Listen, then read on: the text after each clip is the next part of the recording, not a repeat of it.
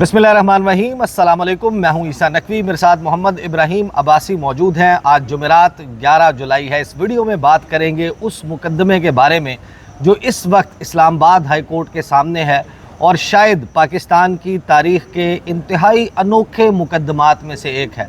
इस वक्त election commission of Pakistan जिस बड़ी मुश्किल से दो चार हो गया है, इसको एक बड़ी बीमारी के साथ तशबीह दी जा सकती है, लेकिन मैं उस बीमारी का नाम नहीं लूँगा। उस बीमारी का नाम आपने गैस करना है। मसला ये है कि इलेक्शन कमीशन ऑफ पाकिस्तान ने अपने एक फ़ैसले का दिफा करना है इस्लामाबाद हाई कोर्ट के सामने, और वो जो फ़ैसला इन्होंने दिया था, जिसका इन्होंने दिफा करना है अब इस्लामाबाद हाई कोर्ट के सामने, वो फ़ैसला ये था कि मुस्लिम लीग नून के 3 MNAs उन्होंने जिस वक्त उनसे election tribunal Islamabad justice Tariq Mahmood Jahangiri ने कहा कि आप अपने फॉर्म 45 जमा करवाएं, हल्फनामा दें, फॉरेंसिक करवाया जाएगा और कुरान पे हल्फ लिया जाएगा कि ये फॉर्म 45 दुरुस्त हैं और इनमें टेम्परिंग नहीं हुई, और अगर आपका हल्फ, आपका फॉर्म 45 या आपका एफिडेविट गलत साबित हुआ, अदालत से गलत बयानी साबित हुई, तो आपको जेल भेज दिया जाएगा। तो ये तीनों MNAs भागे भागे इलेक्शन कमीशन ऑफ पाकिस्तान पहुँचे। इलेक्शन कमीशन में इन्होंने दरख्वास्त दी और इन्होंने कहा कि जो जस्टिस तारिक महमूद जहांगीरी हैं वो नेपोटिज़म कर रहे हैं, अकरबा परवरी कर रहे हैं, वो बाइस्ड हैं, लिहाजा उनको तब्दील किया जाए। वो अपना माइंड बना चुके हैं, वो तो ये सब कुछ कर रहे हैं। और इलेक्शन कमीशन ऑफ पाकिस्तान ने चट मंगनी पट ब्याह के मिसदाक बहुत ही जल्दी का मुजाहरा करते हुए अगले ही दिन ये केस लगा दिया सामने और उस पर PTI को बुला लिया। चंद दिन सुनवाई हुई और उसके बाद उन्होंने कहा कि ये इल्ज़ामात दुरुस्त हैं, लिहाजा हम ट्रिब्यूनल तब्दील कर रहे हैं, और जस्टिस रिटायर्ड शकूर पराचा को उन्होंने ट्रिब्यूनल के तौर पर अनाउंस भी कर दिया। ये मामला चैलेंज हो गया इस्लामाबाद हाई कोर्ट में और इसके ऊपर समाअत जारी है। लेकिन आप सितम ज़रीफ़ी देखें कि जिनके इल्ज़ामात पर इलेक्शन कमीशन ऑफ पाकिस्तान ने ये फ़ैसला सुनाया था कि जस्टिस तारिक महमूद जहांगीरी का ट्रिब्यूनल तब्दील किया जा रहा है क्योंकि वो बाइस्ड हैं, क्योंकि वो नेपोटिज़म कर रहे हैं, क्योंकि वो जल्दबाजी से काम ले रहे हैं, उनके ऊपर इल्ज़ामात लगाने वाले MNA अंजुम अकील ख़ान नाक से लकीरें लगा चुके हैं, यानी कि मुआफ़ी मांग चुके हैं इस्लामाबाद हाई कोर्ट के सामने कि मैंने जो इल्ज़ामात लगाए थे उसके ऊपर मैं मुआफ़ी का ख़्वास्तगार हूँ।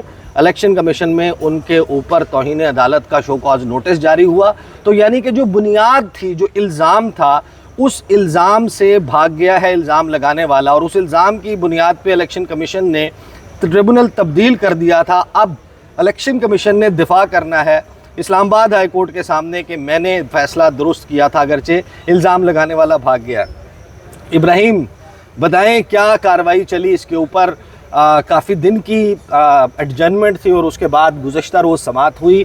गुज़श्ता रोज़ समाअत में क्या कुछ हुआ, सजील सवाती ने क्या कहा, इलेक्शन कमीशन की तरफ से क्या मौक़िफ़ इख्तियार किया गया, अदालत से क्या ऑब्जर्वेशंस आई, इस्लामाबाद हाई कोर्ट के चीफ जस्टिस आमिर फ़ारूक साहब ने क्या कहा, आइंदा समाअत कब होगी, तमाम तफसील बताएं।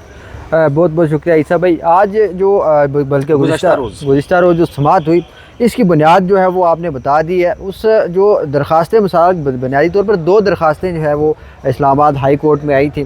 पहली दरख्वास्त तो ये थी कि इलेक्शन ट्रिब्यूनल का जो तब्दीली वाला जो ऑर्डिनेंस था उसको चैलेंज किया गया था, और उसके साथ जो इलेक्शन एक्ट का सेक्शन 151 है उसको चैलेंज किया गया था, या अगर इसको सादा अल्फाज में अगर आप कहें तो इलेक्शन कमीशन का ट्रिब्यूनल तब्दील करने का जो इख्तियार है उसको जो है वो चैलेंज किया गया था। इसी असना में अब क्योंकि जो 4 जून को जो है वो दरख्वास्तें गई इलेक्शन कमीशन के अंदर इन तीनों उम्मीदवारान की तरफ से नून लीग के, और 6 जून को इसके ऊपर जो है वो समाअत हुई, पहली जो प्रोसीडिंग हुई, क्योंकि एक दिन के बाद इसकी समाअत गालिबन 10 जून तक इन्होंने निपटा के फैसला भी सुना दिया। फैसला तो पहले 2 समाअतों में हो गया, 3-4 दिन उन्होंने वक्फा किया, फिर अनाउंसमेंट इन्होंने कर दी 10 तारीख को। अब इस मामले को जो है वो क्योंकि इसका टेकअप हुआ, जिसका ये मामला तकरीबन 10 जून को ये फ़ैसला है, उसके हफ्ते 10 दिन बाद ये टेकअप किया इस्लामाबाद हाई कोर्ट में। वहाँ पे जो बताया गया पाकिस्तान तहरीक इंसाफ की रहनुमाओं की जानिब से कि इलेक्शन ट्रिब्यूनल तब्दील हो चुका है, अब हम चाहते हैं कि हम इसको चैलेंज करें। वहाँ पे चीफ जस्टिस साहब ने वो कहा इस्लामाबाद हाई कोर्ट के, आप नई दरख्वास्त दायर करें, इसको तब आप चैलेंज कर सकते हैं। अब वो उसी दिन दरख्वास्त दायर हुई थी। वहाँ पर इलेक्शन कमीशन के जो वकील आए उनसे जो चीफ साहब ने पूछा कि आपने ये आपके होते हुए, आप सीनियर वकील हैं, वो जो डायरेक्टर DG लॉ थे इलेक्शन कमीशन के, कि आप तो सीनियर वकील हैं, आपके होते हुए ऐसा फ़ैसला तो मैं तवक्को तो नहीं कर सकता। ऐसा हो। बाद में उनके लॉ ऑफिसर आए, उन्होंने आके जिस वक्त बात करना शुरू की कि आपने ये फैसला क्यों किया है, ऐसे अल्फाज क्यों किया। जज बाइस्ट ने बहुत गुस्सा हुआ वो दिन बुनियादी तौर पे नेपोटिज्म का मतलब पूछा, बाइस्ट का मतलब पूछा, तो अंजुम वकील खान ने कहा ये अंग्रेजी का एक लफ्ज है। बिल्कुल, उन्होंने कहा कि ये लीगल टर्म है, लीगल टर्म है। वहाँ पे जस्टिस अमर फारूक साहब ने कहा कि मुझे 20 साल हो गए हैं वकालत करते हुए, मैं लोअर कोर्ट से लेकर सुप्रीम कोर्ट तक मैंने वकालत की है, मैंने तो कभी ना लीगल लैंग्वेज में ये सुना है, ना पढ़ा है, ना मैंने इसको इस्तेमाल किया है, ये आप कैसे कह सकते हैं। उन्होंने कहा जी मेरे जो काउंसिल है वो बात, उन्होंने काउंसिल को आप छोड़ें, मुझे इंग्लिश नहीं आती, चले मुझे इंग्लिश नहीं आती, आप मुझे बताएं ये नेपोटिज्म का मतलब क्या है। फिर वो इल्ज़ाम क्या लगाया? हाँ, इल्ज़ाम उन्होंने क्या लगाया। अब वो वाला जो मामला सारा था कि ये ट्रिब्यूनल तब्दील कर दिया गया, जज को बायस किया गया, वहाँ पे इलेक्शन कमीशन के जो अफसर थे उनसे पूछा कि आपने ये फैसला किया है। उन्होंने आर्गूमेंट करना शुरू किया, नहीं सर हमारी लैंग्वेज, हमारे ऑर्डर में इस तरह की कोई बात नहीं है। उन्होंने कहा आपने जो दलाइल देने सोच समझ के दें, इसके जो है वो कंसिक्वेंसेज हो सकते हैं। उन्होंने कहा नहीं ऐसा नहीं हो सकता। उन्होंने उस वक्त अभी उसके ऊपर नोटिस होने थे, लेकिन उन्होंने पिटीशन पढ़ी, अमर फारूक साहब ने उन्होंने फ़ौरन कर दिया कि यो ऑर्डर इज सस्पेंडेड, ट्रिब्यूनल बहाल हो गया। जैसे तारिक महमूद जहांगीरी साहब के पास इख्तियार आ गया, वहाँ पे फिर उन्होंने नोटिस कर दिया अंजुम वकील खान साहब को कि उन्होंने इस तरह की लैंग्वेज क्यों इस्तेमाल की। अब जिस पे उन्होंने अनकंडीशनल अपॉलॉजी कर दी, वो गुज़िश्ता रोज़ उन्होंने की। उन्होंने कहा जी, और उनके वकील जो है पेश हुए, उनको साथ ये भी कहा कि हर समात के अंदर अंजुम वकील साहब ने आना है अदालत के अंदर। उन्होंने कहा जी कि हाँ जी आपके क्लाइंट का क्या बना। उन्होंने कहा जी हम माफ़ी मांगते हैं, आपकी अदालत की रहम करम पर छोड़ते। उन्होंने कहा मैं इसके ऊपर आर्डर करूँगा, लेकिन जो है वो आप देख लें इसका क्या करना है। अब आज की जो समात है वो इम्पॉर्टेंट इस हवाले से है, इसकी जो दरख्वास्तें हैं, अब ये केस जो बुनियादी तौर पर यकजा किया गया था, इसके हिस्से कर दिए हैं अदालत ने, 3 हिस्से किए हैं। पहला ये है कि अदालत के अंदर जो ट्रिब्यूनल की ट्रांसफ़र को चैलेंज किया गया था वो अलग हिस्सा बन गया है। और दूसरा ये है कि जो तजाद पाया जाता है इलेक्शन एक्ट के अंदर, उसको या वारिस जिसको लीगल लैंग्वेज में कहते हैं, वारिस जो चैलेंज की गई हैं उसको अलग कर दिया है। और साथ में अंजुम वकील खान की जो कंटेम्प्ट प्रोसीडिंग है उसको अलग कर दिया। आज जस्टिस अमर फारूक साहब की तरफ से ये कहा गया पहले हम डिसाइड कर रहे हैं कि ट्रांसफ़र वाले मामले को। वहाँ पे सजील सवाती साहब जो हैं उन्होंने दलाइल का आगाज़ किया। शोएब सईद साहब के जो वकील हैं उन्होंने जो दलाइल दिए वो मुख्तसर दलाइल दिए, लेकिन उन्होंने बड़ी जेन्युइन वहाँ पे ये बात हुई वहाँ पे कि जिन इल्ज़ामात के ऊपर इलेक्शन कमीशन ने यह फैसला किया कि तारिक महमूद जहांगीरी को नहीं देना क्योंकि ये कह रहे हैं कि ये बाइस्ड हैं, ये नेपोटिज्म कर रहे हैं, अकरबा परवरी कर रहे हैं, जल्दबाजी से काम ले रहे हैं, इन्होंने अपना माइंड ऑलरेडी बनाया हुआ है, ऐसा लगता है कि ये फैसला डिसाइड कर चुके हैं, क्रिमिनल ट्रायल कर रहे हैं और ये सब कुछ कर रहे हैं जैसे क्रिमिनल ट्रायल हो रहा हो, जेल भेजने की बातें कर रहे हैं। तो ये जो इल्ज़ामात थे, ये इल्ज़ाम लगाने वाला तो माफ़ी मांग चुका है कि मेरे इल्ज़ामात पे माफ़ी मांगता हूं। बिल्कुल, ये इल्ज़ामात पे तो क्या इलेक्शन कमीशन ऑफ पाकिस्तान से सजील सवाती ये अदालत को कन्विंस कर पाएंगे कि हमारा फैसला दुरुस्त है? देखें उन्होंने क्योंकि अदालत ने ना आज उनको कहीं दूसरी साइड पर जाने नहीं दिया। अच्छा। इसीलिए उनके दलाइल किसी हद तक मुख्तसर थे। उन्होंने अदालत बार बार जस्टिस अमर फारूक साहब उनको कहते थे कि आप दूसरे किसी मामले को टच ही ना करें, आप सिर्फ ट्रांसफ़र वाले मामले को देखें। जिस वक्त ये वो बात की जाएगी ना उनके जो तौहीन अदालत वाला केस शो का नोटिस वाला मामला था, उस वक्त इसके अंदर चीज़ें ये वाली सामने आएंगी। आज बुनियादी तौर पर उन्होंने सेक्शन 151 के ऊपर जो है बात की। उन्होंने कहा कि इलेक्शन कमीशन एक आइनी अदारा ज़रूर है मगर एक एडमिनिस्ट्रेटिव अदारा है, वो अदालती अदारों के जो अदालती जो है वो उसके इख्तियारात इस्तेमाल नहीं कर सकता। दूसरी चीज़ उन्होंने ये बात की कि जो सेक्शन 151 है इसके अंदर इलेक्शन ट्रिब्यूनल तब्दीली का जिक्र नहीं है, केस ट्रांसफ़र का जिक्र है।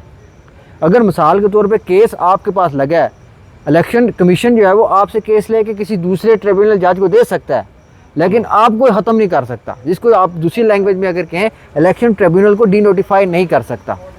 फिर उन्होंने कहा कि इलेक्शन कमीशन ने जो इख्तियार इस्तेमाल किया है वो एक गैर कानूनी काम है, गैर आइनी है। गैर आइनी इस वजह से है क्योंकि जो जज होता है, हाज़िर सर्विस जज जो होता है, उसकी ट्रांसफ़र जो होती है वो कोई अदलिया ही कर सकती है, आला अदालत कर सकती है।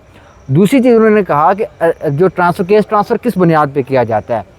उन्होंने सुप्रीम कोर्ट के हवाले दिए, उन्होंने ऑस्ट्रेलियन सुप्रीम कोर्ट का हवाला दिया, उन्होंने अमेरिकन सुप्रीम कोर्ट का हवाला दिया, उन्होंने जस्टिस बाबर सत्तार के फैसले का हवाला दिया जिसमें उनके ऊपर PTA वाले केस के ऊपर, ऑडियो लीक वाले केस के ऊपर एतराज़ किया गया। उन्होंने फिर वो दरख्वास्त खुद सुनी, जुर्माना भी 5-5 लाख किया और दरख्वास्त मुस्तरद कर दी। उन्होंने कहा जस्टिस सजील सवाती साहब ने कि सुप्रीम कोर्ट के अंदर एक जो असूल तय हो चुका है कि जिस जज के ऊपर एतराज़ होगा या उसके ऊपर एतराज़ किया जाएगा, अदम एतमाद किया जाएगा, वो जज वो दरख्वास्त खुद सुनेगा और फैसला करेगा। दूसरी चीज़ ये है कि एक तो इसके ऊपर अगर फैसला करके वो खुद और इन लोगों ने इलेक्शन कमीशन के सामने अर्जी डालने से पहले तारिक महमूद जहांगीरी के सामने ऐसा कोई एतराज़ नहीं किया। 4 ऑर्डर उन्होंने किए, उन्होंने जुर्माने कर दिए, उन्होंने नोटिस कर दिए, उनकी जानिब से जो है वो अल्टीमेटम दे दिया गया। वो डायरेक्ट इलेक्शन कमीशन गए, बिल्कुल, उन्होंने एक ऑर्डर भी चैलेंज नहीं किया, कोई ऑर्डर उनकी तरफ से जो है वो चैलेंज नहीं किया गया। ये बड़ी उनको शायद जो है मिसअंडरस्टैंडिंग हो गई, या जानबूझ के नहीं किया, या वही बेहतर जानते हैं। और दूसरी चीज़ सजील स्वाति साहब ने ये कही कि ये जो सारा मामला है इलेक्शन ट्रिब्यूनल तब्दीली का, ये जज जो होता है उसको आला अदलिया तब्दील कर सकती है, ये बात होगी। और साथ उन्होंने कहा या फिर जज वो खुद जो है वो उस केस से खुद को अलग कर दे, तब कुछ जो मुतलका जज होगा वो उसको चेंज कर लेगा आला अदलिया का, या फिर उसके ख़िलाफ़ दरख्वास्त आएगी, समाअत करके वो समझेगा कि मेरे ऊपर लगाए गए एलिगेशन दुरुस्त हैं, मैं वाकई इनको इंसाफ नहीं दे सकता, तब जो है वो उसको तब्दील किया जा सकता है। इस बुनियाद के ऊपर नहीं किया जा सकता कि ये 22 ने ये इल्ज़ाम की बुनियाद पर। वहाँ पर फैसल चौधरी साहब, उनके दलाइल, आमिर मुगल साहब के जो वकील थे, उनकी तरफ से दलाइल दिए गए, आगाज़ किया गया, उनकी तरफ से कहा गया कि कुछ ज़्यादातर दलाइल जो है मैं इनके अडॉप्ट करता हूँ सजील स्वाति साहब के, लेकिन मैं कुछ चीज़ें ऐड करना चाहूँगा। उनकी तरफ से ये कहा गया कि इस्लामाबाद के अंदर जो ट्रिब्यूनल बनाया गया है ये इस्लामाबाद के अंदर ही बनना था। अगर ये किसी दूसरे सूबे में बनाया जाता ट्रिब्यूनल, इस्लामाबाद के तीनों हल्कों का केस वहाँ सुना जाता, तो हम उसको चैलेंज करते। और दूसरी चीज़, दूसरे सूबे का ट्रिब्यूनल फिर इस्लामाबाद के अंदर बनना था। और उनके कहने का बुनियादी तौर पे मकसद ये था कि इस्लामाबाद के हल्कों का ट्रिब्यूनल जाके आपने पिंडी डिवीजन के साथ बना दिया, जो कि गैर कानूनी था। फिर उसके बाद जो अली बुखारी साहब के वकील थे, उनकी तरफ से दलाइल दिए गए, इशफाक नकवी साहब, उनकी तरफ से ये कहा गया कि जो सिटिंग जज है इस्लामाबाद हाई कोर्ट का, उसको इलेक्शन कमीशन तब्दील ही नहीं कर सकता, क्योंकि उसके पास एडमिनिस्ट्रेटिव पावर मौजूद है, ज़रूर है, लेकिन उसके पास अदालती जो पावर मौजूद नहीं है। वो इलेक्शन कमीशन जो है कोर्ट ऑफ लॉ नहीं है, लिहाजा उसका इख्तियार नहीं है कि वो किसी सिटिंग जज की तकर्री या तबादला जो है वो करे। अब अलबत्ता आज जो है वो दलाइल मुकम्मल कर लिए, पाकिस्तान तहरीक इंसाफ के जो वकला थे तीनों, उनकी जानिब से कर दिए गए हैं। एडिशनल अटारनी जनरल साहब जो है वो आज पेश हुए, उन्होंने चीज़ें जो है वो नोट की हैं। और इलेक्शन कमीशन के DG लॉ भी वो वहाँ पे मौजूद थे, उनके जो वकील थे वो भी वहाँ पे मौजूद थे। अंजम वकील खान साहब के जो वकील थे वो भी वहाँ पे मौजूद थे। उन्होंने कहा कि कल में जो है वो अवेलेबल जो है वो नहीं होगा, मैंने कहीं जाना है, जिसके ऊपर उनकी छुट्टी जो है वो मंजूर की है अदालत की जानिब से। अलबत्ता अंजम वकील खान अगली समात जो है वो अगले पीर तक चली गई है, 15 जुलाई तक गई है। अली बुखारी साहब और शहीब सैन साहब की जो दरख्वास्तें इनके ऊपर जो समात 15 तक चली गई है।